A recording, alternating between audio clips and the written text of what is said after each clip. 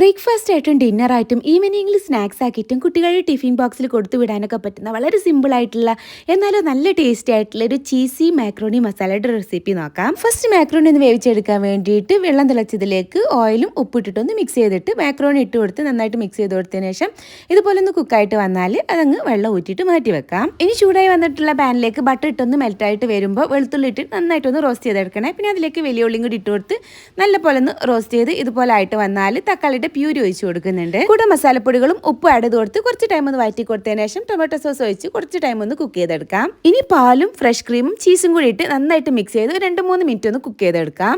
ഇനി അതിലേക്ക് വേവിച്ചെടുത്തിട്ടുള്ള മാക്രോണി അങ്ങ് ഇട്ട് കൊടുത്ത് നന്നായിട്ട് അങ്ങ് മിക്സ് ചെയ്ത് കുറച്ച് ടൈം ഒന്ന് കുക്ക് ചെയ്ത് കൊടുത്തതിന് ശേഷം സ്ലൈസ്ഡ് ചീസ് ഞാൻ കുറച്ച് ഇതുപോലെ ഒന്നങ്ങ് വെച്ച് കൊടുക്കുന്നുണ്ട്.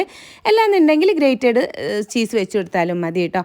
എന്നിട്ട് കുറച്ച് മല്ലിയിലയും കൂടി ഇട്ട് അടച്ച് വെച്ച് ഒരു 2-3 മിനിറ്റ് ഫ്ലെയിം സിമ്മിലാക്കിയിട്ട് വെച്ചാൽ മതി. അതൊന്ന് മെൽറ്റായി വരുന്നവരെ. ചീസൊക്കെ നന്നായിട്ട് മെൽറ്റായിട്ട് വന്നിട്ടുണ്ട്. നമ്മുടെ ടേസ്റ്റി ആയിട്ടുള്ള spicy and cheesy macaroni masala ഇവിടെ റെഡി ആയിട്ട് വന്നിട്ടുണ്ട്. ചൂടോട് കൂടിയിട്ട് തന്നെ അങ്ങ് സെർവ് ചെയ്യാം. അപ്പോൾ ഇതുപോലെ റെസിപ്പികൾക്കായിട്ട് നമ്മുടെ പേജ് ഫോളോ ചെയ്ത് സപ്പോർട്ട് ചെയ്യാൻ മറക്കരുത്. Bye from recipes kitchen.